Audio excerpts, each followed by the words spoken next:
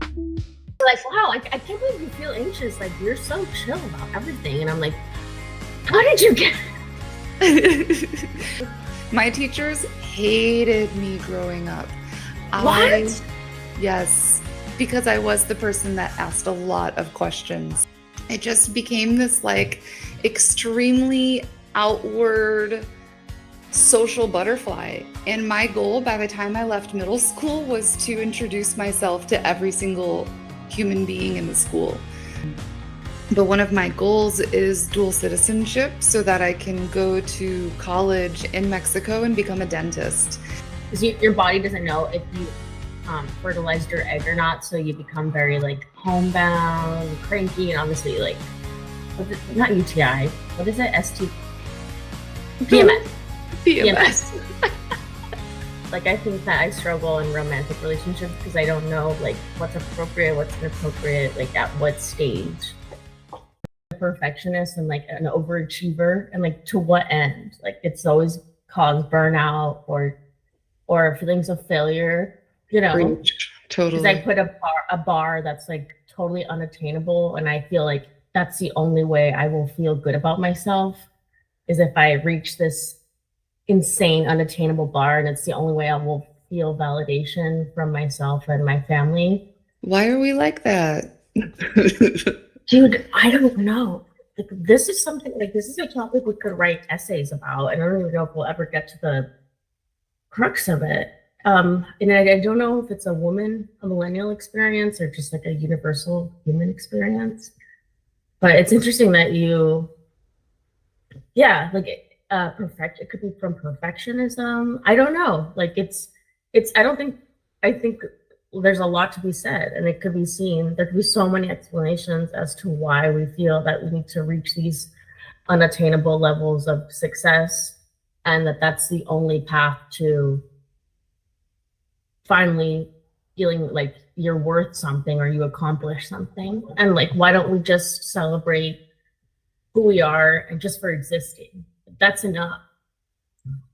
Like, truthfully, that has everything that you just said, like appreciating life for what it is, and that's enough, right? Like, that is literally why I only want to continue moving south from here on forward. Like, are you talking about like laterally, like literally? Laterally, yeah. Like, yeah. On the globe, I only want to move south. Yeah, and I that's so cool. I think you should tell the podcast a little bit about your living situation, and like, because I was explaining to Victor the other day, our video editor, like your living situation. He had no idea like that you worked and lived, and I don't know how much you want to divulge, but yeah.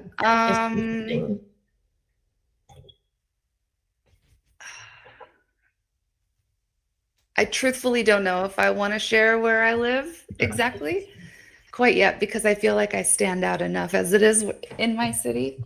And that's totally fair, and I get that.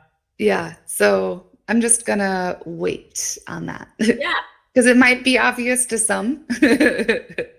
Yeah, I don't think it is, because not even Victor put two and two together. Yeah, but that's okay. No, I like it. I love it where I live. But yeah, no, I need a different way of life. I can't live in the 9-to-5 environment, and I need to figure out something different. I've reached the point of burnout that I don't think I'll ever be who I was before, and I'm completely okay with that. To me, that's evolving, not like dying. So even if it is dying, right, it's a butterfly. We're just fucking transformation. Evolving.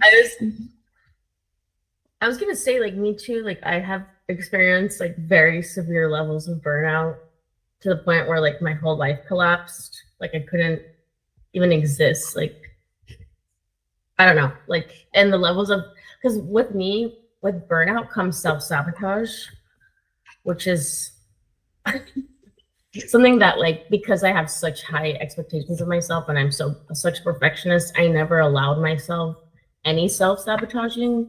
So when I reached the point of burnout where I no longer have the ability to maintain that, like I start self-sabotaging like to the extreme extent, if that makes sense, because I never like indulged in it. I just am so strict with myself. Once I lose like that parameter or that threshold, I'm like off the deep end. Like, and I think that has to do with like, just like people say like about like an addictive personality or something, like the perfectionist personality is kind of like an addiction. Like you get addicted to the perfectionism, and then there's a point where it can really dysregulate you and cause chaos, because you don't know how to live like a balanced life, because you haven't practiced it. You've never practiced living balanced life and giving yourself grace and cutting yourself some slack. Like you've only ever learned like self-deprecation, like bullying yourself into getting things done. And it's so funny because there are like, the self-help world has so many different extremes, and there's some people I notice that like the self-help gurus that are like really hard and like tough love, and like I hate those self-help people. Like Mel Robbins, she's like a very like type A, like kind of like, she's like a tough love guru, and that works for some people. And for me, I'm like, I don't need that. I need love. I need like compassion, because I already am tough love to myself. Like I already have that inside of me, like that inside out creature. I don't know. Yeah, she's she's a like, she's so mean, and like she's in control of the whole like spaceship inside of my mind, like just critical, just extremely pissed, extremely mad at everything. Like I could look at the mirror and just like catch myself on a random glance, and like she won't miss the opportunity to be like, why are your wrinkles like that? Why is your belly protruding like that? It's like it's a very sick existence, and I'm like, I don't want to cry, but like I don't know where that came from, but it's like really intense. Like and part of it, like I would just say, like from the lens of psychiatry, like those are called like intrusive thoughts, and they can get into a space where they're really scary and negative, and that's kind of like anxiety on crack, which is like OCD. And like I have experienced those things where like the negative thoughts are no longer like they're really intense, and like you struggle, and like you can't get them out of your head, and like they really do become debilitating because like they're scary. Sorry, too early. Don't be sorry. You need to speak about the things that you experience, because it's part of processing.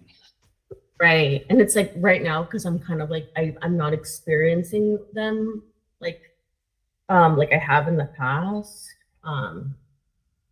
It's like I feel a little more comfortable talking about them, but in the moment, like it's so hard for me to tell another human being like, hey, I'm having these intrusive thoughts that are not just like, that are really serious, and that are like causing me like extreme distress. Yeah. You know what I mean? Because it's hard to say. And it's not like, oh, I have to touch this 5 times. That's not my OCD. No. Although that sounds horrible. Compulsion. That OCD is like, so I don't want to say rare, because obviously there's plenty and plenty of people who have it, but that's the same thing that like, if it's measurable, it's a spectrum, right? Like the same thing with autism and ADHD and ADHD. Like there's not just one copy of any of these. It's the way that these cognitive differences like differ within each body, within each brain, within each heart. Like it all functions on a different level, and we all have different DNA. Oh, for sure. And we also have different DNA and different environments, different food, different media that we consume, like just every universe. Like, because even if I think this is true, although maybe I'm totally making shit up, but like even if you and I were genetic twins, but say we were like raised in totally different environments, like I mean, there's definitely a possibility that like I would develop OCD and you wouldn't, just depending on like the environment in which you exist in. Even if we share the exact same like genetic footprint. Yeah. But I don't know if my mom is an identical twin. Did you know that? No. Yeah. Fascinating. That's and my aunt, so I have a cousin from that identical twin. So my cousin and I are genetically half sisters. So we're called like twin cousins because we're like sisters. Genetically. Yeah, totally. Yeah, that's like you're exactly the same as me and my brother because we share the same mom but different dads. Yep. And I have and I have three half brothers already. So I technically have 4 half siblings genetically. Cool. Yeah. I always like kind of felt kind of sad that I don't have a full sibling. Oh no, I like it. You like it? Because it's like you're unique. You're the only one with that genetic footprint. Exactly. That's mine. It's mine. Because there's already enough siblings in my life. Love them all to pieces. But no. I get to be an only child when I want to. I am a middle child in the big picture. I am an older sister every other weekend. Fascinating. Do you know what's really fascinating? Three syndromes. I'm just not the baby. Oh, and you know what I love about that for you is that they have those it's not like a personality test, but it's like the firstborn, secondborn, thirdborn theories, and it's like you get to like bounce between all of them. Yeah, I have a nice like groovy range. Totally. I was for Halloween embarrassment. Oh my gosh, that's right. That makeup was so cute. Oh, thank you. And my client was anxiety, and like I don't know if my client really knew about anxiety. Like he was like, I'm gonna be anxiety. Like, and like the embodiment of anxiety sometimes. Like it's like he saw himself. He was like, that's me. And like for his mom, like we went to the thrift store to try to like get costumes, and we were thinking like maybe she would be sadness because we found like a blue dress or something. And he was like, he told his mom like, no, you have to be joy. Like you have to be joy. And like honestly, his mom is joy. Like I've never met a woman like, and I want to say like is strong, because sometimes I feel like people who are joyful get mistaken as weak or as kind of like, they're always happy. This woman could always put a smile on her face. That's strong, because I can't. That's strong. And she really is like joy, like, like. I love that. And it's like, she really blows my mind sometimes. She's like, I don't know how she does it. I just don't know how she does it. Like she's so committed to her son who does have autism, and I think now they're kind of shying away from like severe and not severe. Yeah. That's good.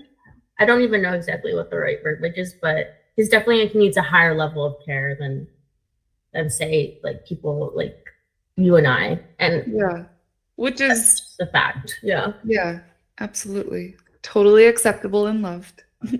Yeah. But like I'm saying, just like her commitment to like caregiving for her son, and like just always always putting on a good face. Like I've never seen her have like a mental breakdown. Like, and maybe she does it in private. Yeah. Who knows?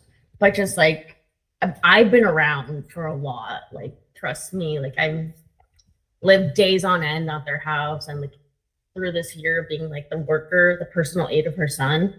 Like Yeah. we've definitely gone closer, and it hasn't, and it's not a facade. Like she really is Joy. Like Joy is the leader in her spaceship. That's In her cute. control room, Joy is like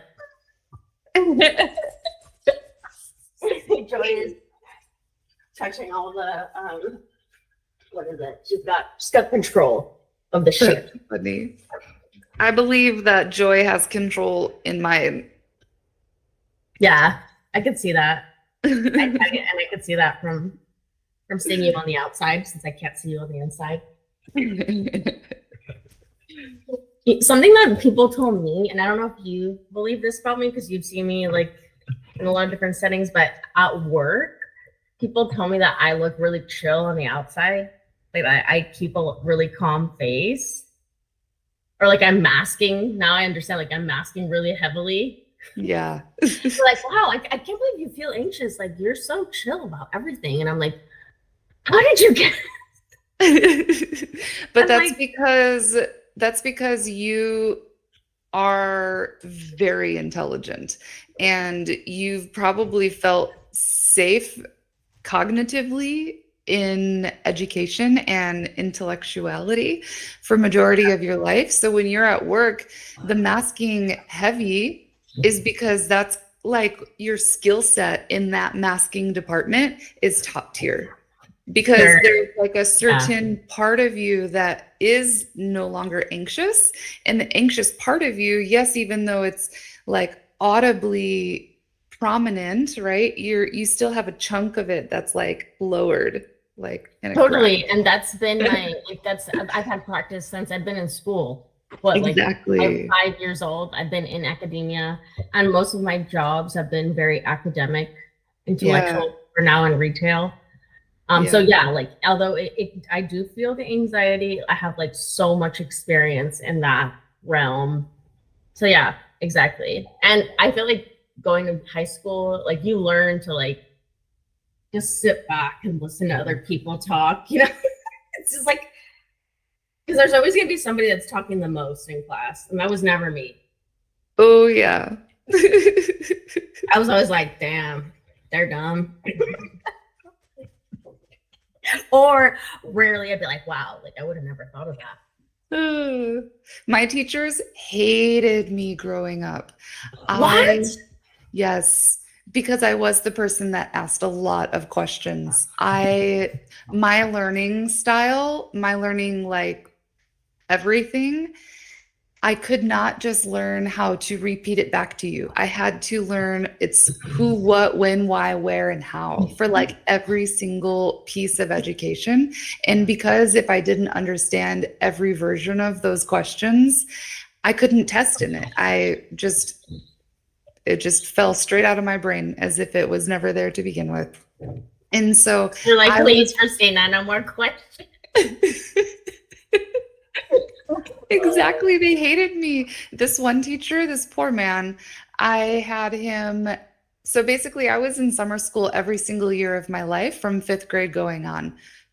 Even like after high school, I crossed the like stage to graduate, not even knowing if I did because I wasn't done with summer school yet.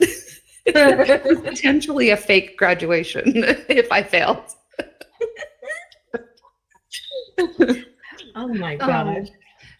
But I was like a CD average, and I like asked a lot of questions because I was just had a lot of learning disabilities and nobody understood what to do with me.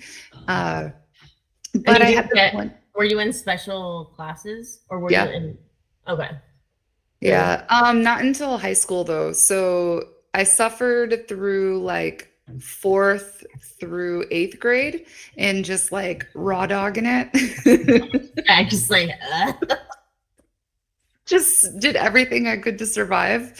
My mom, anything that I had to read and take tests on or do homework for and answer questions about, my mom had to read out loud on a tape recorder, and then I would have to listen back to that recording while reading at the same time. So I would sit next to her while she recorded, and then I would have that like tape deck with me in my backpack all the time. So because of that, because I had to have all these additional tools to learn, I had a really heavy backpack. So then I used a suitcase instead. Oh yes, the suitcase, and that's like so extreme, but that And makes you a bullying target. it levels up one more. So because my parents were divorced and I was a frequent flyer on Southwest, I also had a airlines wing collection on said suitcase. A bully's dream. A bully's dream. A bully's dream. So to fight that, because I totally was a bully's dream, it just became this like extremely outward social butterfly. And my goal by the time I left middle school was to introduce myself to every single human being in the school. So I went up to every single person in middle school and was like, "Hi, nice to meet you. My name's Christina." Why did nobody think I was autistic? They're like, she's just special. Because they didn't know back then. They didn't have a framework. It's like they only understood autism through that, like, Forrest Gump. The only good thing about being wounded in the buttocks is the ice cream. Nickels. That was the only thing that they understood. Yeah, but that's okay. So like even for high school, when I had to do my term paper, because every single kid had to write a term paper to graduate high school, right? Yeah. Was that by you too? Oh, like the capstone project? No, I don't think my school did that, but it did that in college. It was like a thesis thing. Oh, okay. Yeah, so for my high school, to be able to graduate, every single student had to write a thing. And so mine was given to me on index cards. So just a whole bunch of sentences in a stack of index cards, and I just had to put them into a proper order that made sense. Aww. Yeah, Nice. that was my term paper. So I love that they accommodated you, and like that your mom was your mom the one that found out that you learned that way, like recording? no, so well, I actually don't know, right? So my mom and we've never actually talked about it in my adult life. And when I was a kid, I only knew what I knew at the time.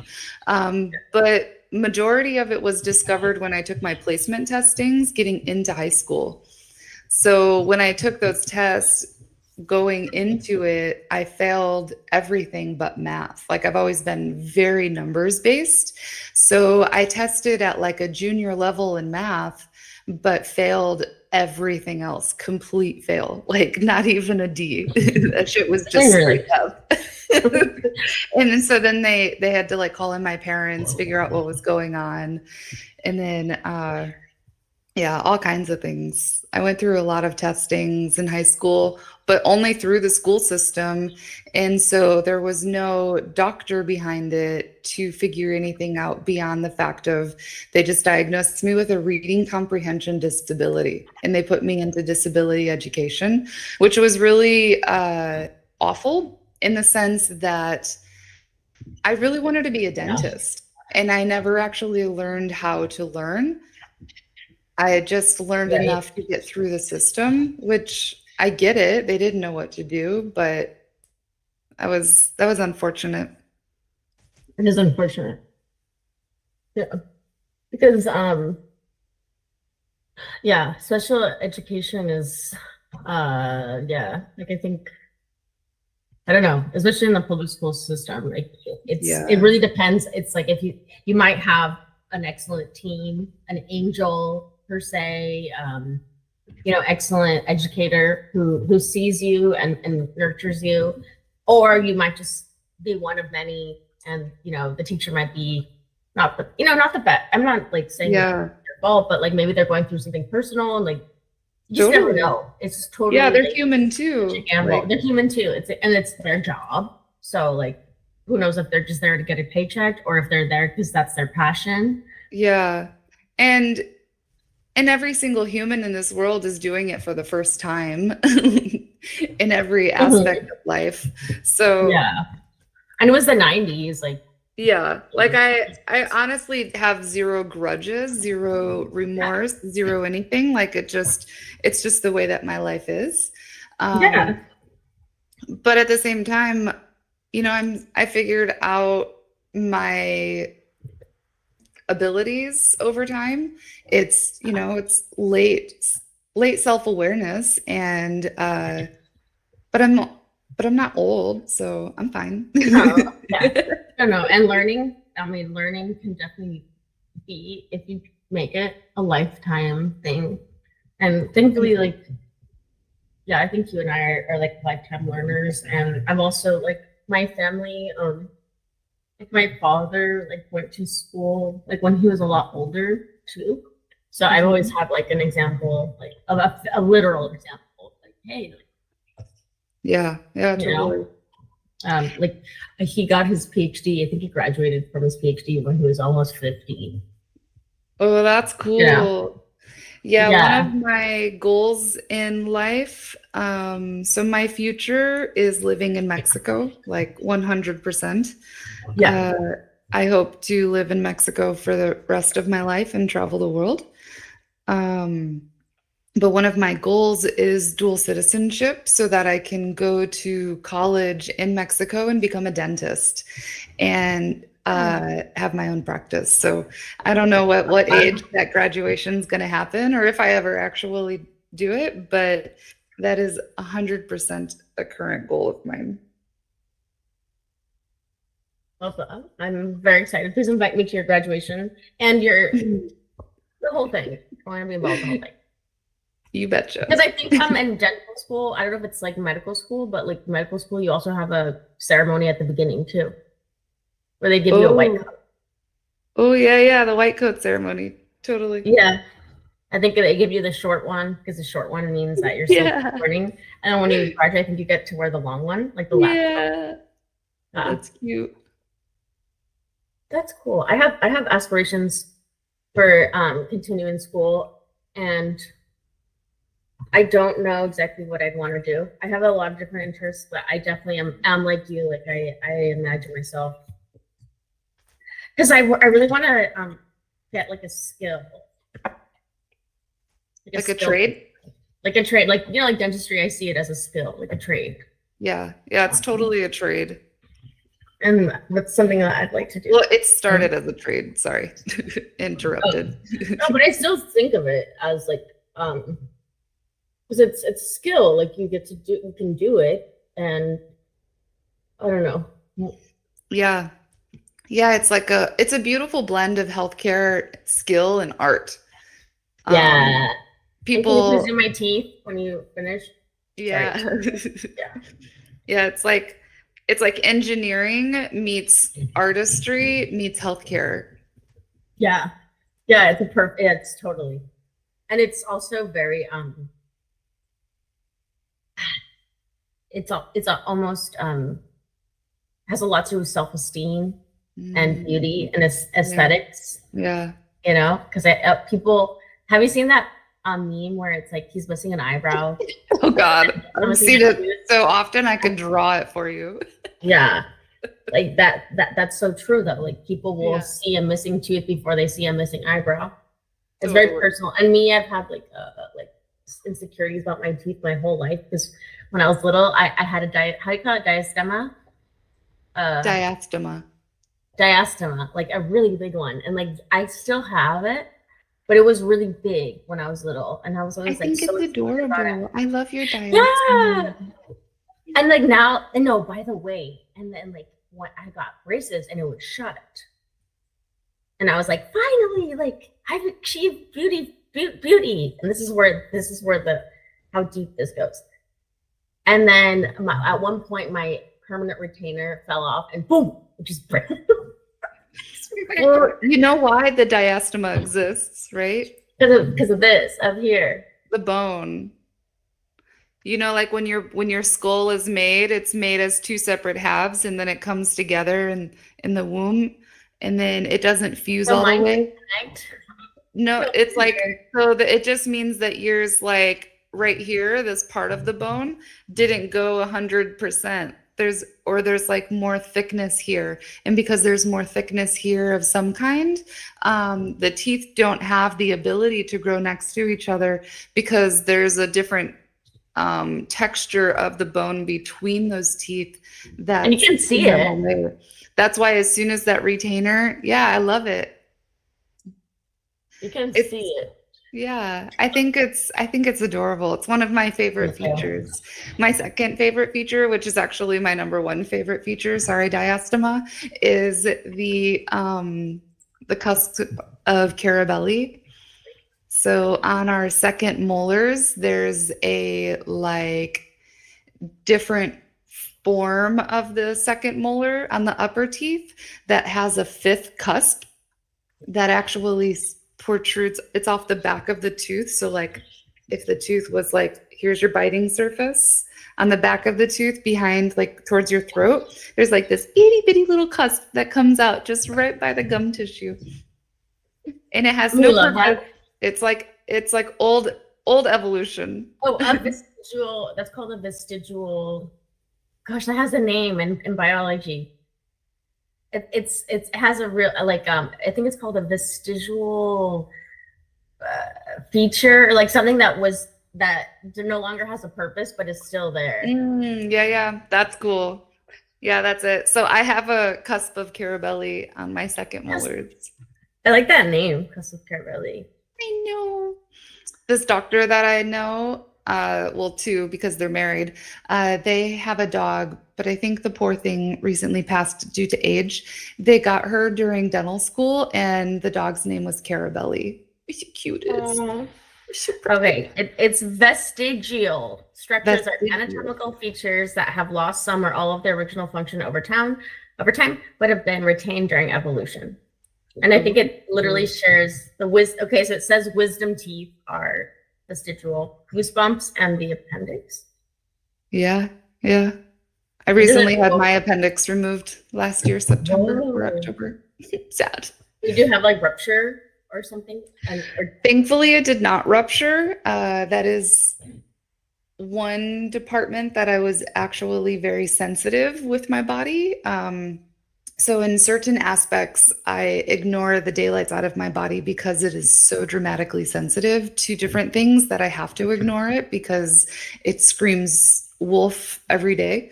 Just kidding. Love you, body. Whatchamacallit. So I was, like I said before, like I have a daily pain that I'm just constantly in, but I didn't really experience a lot of additional pain because of my appendix, but I got really ill. Like I had a fever that I couldn't really control very well, and I was extremely lethargic and just felt a little nauseous and low appetite, but nothing like ill. And then all of a sudden, when I went to the bathroom, my number 2 was like water. And then 12 hours later, I like spontaneously threw up, which I like never throw up. And so then I went to the hospital. So I went to urgent care We're twice. like sick, but like differently than normal. Yeah.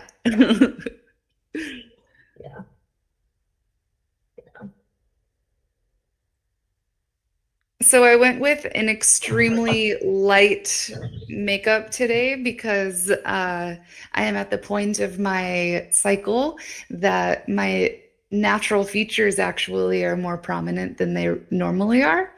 Do you notice a difference in your physical features during your cycle? Yeah, I'm in luteal right now and I look really bloated and not good. Mine's the sexy phase. Like I'm like, oh, you're about peak ovulation. Yeah, pretty much. Like, or right before. Yeah. Mm-hmm. Lucky. Yeah, Oh, I feel cool. good. So you're ovulating with the full moon.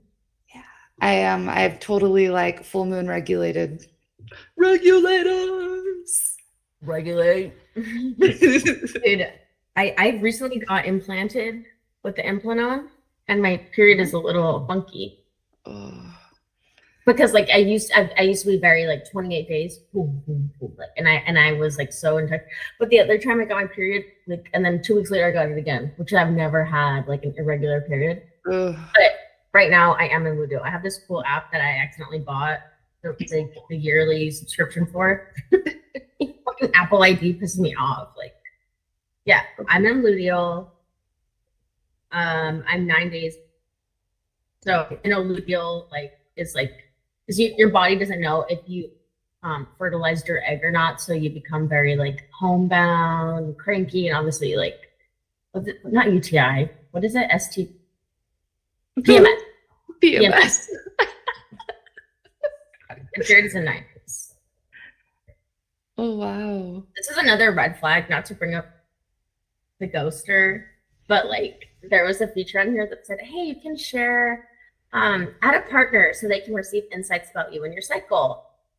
And I was like, oh, I sent it to him and he like never signed up.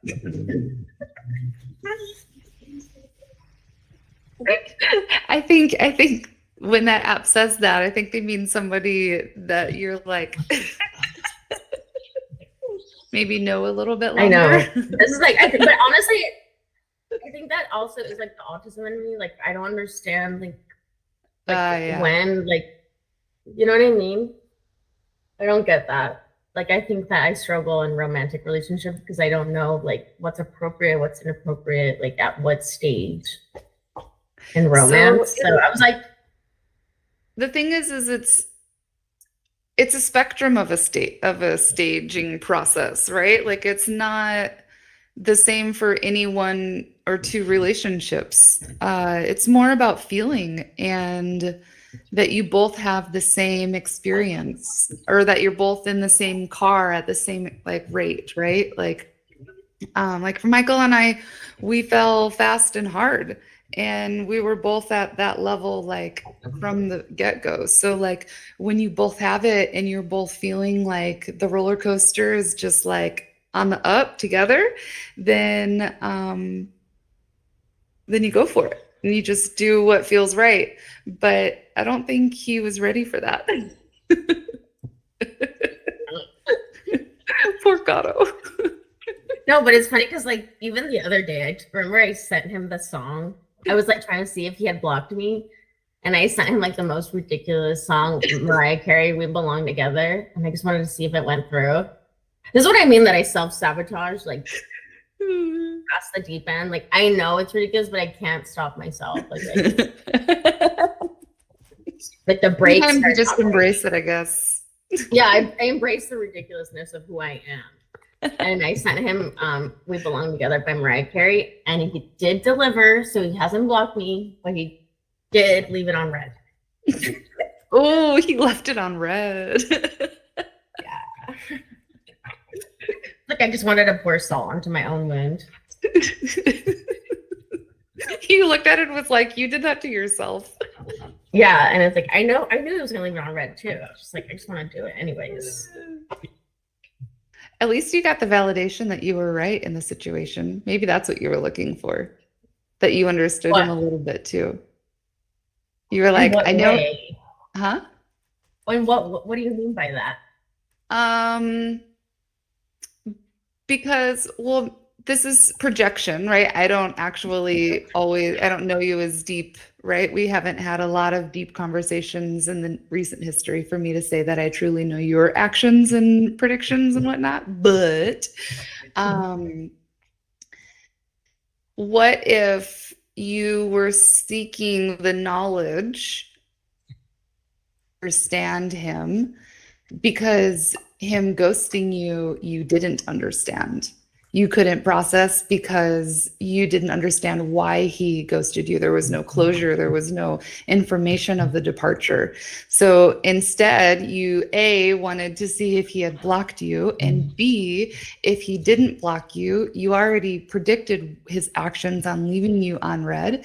And by you getting that confirmation of him doing those actions, you now feel like you understand him a little bit more, which gives you a little bit more closure in the skedaddle. Maybe? No, totally. I mean, it's totally.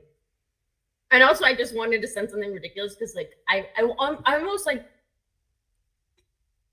wanted to validate, like, because in my opinion, he thinks I'm ridiculous. So I'm like, here's some more.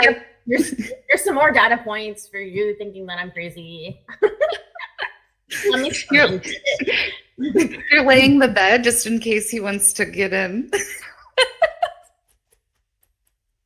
You're like, this is who I am, except for everything. Yeah. I love it. It's like, I'm not gonna tell you what to do. why am I so like, bloated today? I don't know. Oh, you do not look bloated. You look so beautiful. I love the way you did your makeup.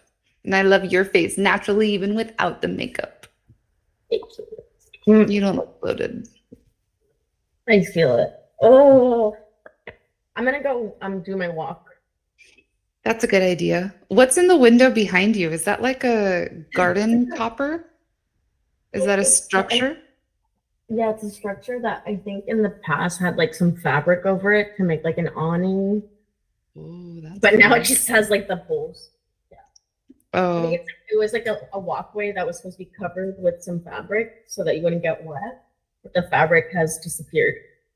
I live on top of a restaurant, and that's the patio of the restaurant. oh, that's cool. Yeah, you and Michael have to come visit. Yeah, that would be And we nice. have nice like, because it's like fine dining, a little French, California cuisine. A little bit of Yeah, everything. California totally. coastal. So this is like the restaurant, and I'm living upstairs. It's very I European. like it. Bouge. It's French. Have you seen that show, Fleabag? No. That's like the best show. Oh my god, it's hilarious. Like it's you're gonna love it because it's like girls. It's like us. What's it And called? Fleabag. Like FLEA? Yeah, Fleabag. Yeah, Flea. And then at one point, like the sister gets like this horrible haircut that's like, like edgy and like cut weird, and like the girl, and she's like crying about it, like my haircut's so bad. She goes, Claire, it's French. Like, calm down. That's cute. Yeah, it's Ooh, French. okay. Oh, you're gonna love it. I want to rewatch it too. I've seen it like 3 times. The comedy I'm is really bad at knowing superior. people's names, but who's that? Phoebe Waller-Bridge? I Yes, love her. She's the writer, and she wrote this. Oh, who's the girl in the picture? That's her. This is her. Like on the cover? Yeah, that's her, and she's the writer. Oh, Like she wrote it and she acted in it, and this is her. oh, that's cool. Yeah, this is her sister in the show, and she's the one that gets like this horrible haircut that's all edgy and shit, like really short and like right here to the chin. She's trying to tell her like obviously it looked horrible, but she goes, Claire, it's French. It's fashion. I love it. Olivia Colman, right. I love her too. Who's that? Olivia Colman, I know you've seen her around. She's been Oh, I'm around. looking at TV shows now. You're gonna love it because it's kind of like that dry British humor, but it's also really raw. She talks about her sex life, like she's grieving her best friend who passed away. Oh, wow. She's just kind of like a mess, but at the same time, like it's really raw and real. Huh. And like this is kind of like the cover, like her mascara is like running down. Yeah. I sent you that meme. I don't know if I sent it to you, but it was like this girl like with her mascara running down, and the one girl says, "Hey, what brand of mascara is that? Because my mascara is not as dramatic as yours, and I need to buy that one." Girl's like, Oh my gosh, I want to show you this picture. Dramatic effect. I want to find this picture real quick. Show me. Oh man, my internet sucks. It doesn't, because I can hear you perfectly. But it's not loading my, oh, hold on. My phone is on the upstairs internet. If I don't win one of these giveaways, I'm gonna lose my shit. Right. Oh, and he still follows me. Not to talk again about the ghoster. He still follows my makeup account. He likes that one. Maybe it's cold. Or he forgot about it. I doubt it because I post every day and I post like, Oh, that's all right. Well, but I can't see who sees my post, which I don't like that. On TikTok, it shows you who watches your videos. seriously? Yeah. And even shows you who comes to your profile. It's awesome. Whoa. I know. I don't think I'm going to be able to find it. Oh. See, here on it says 5 profile views. And it tells me these are the people that came to your profile. Oh. Is that crazy? It's like way too much info. But it's great. Truth. Truth. All right, boo. I hope you have a lovely day. Okay, bye. Love you. Bye. Love you.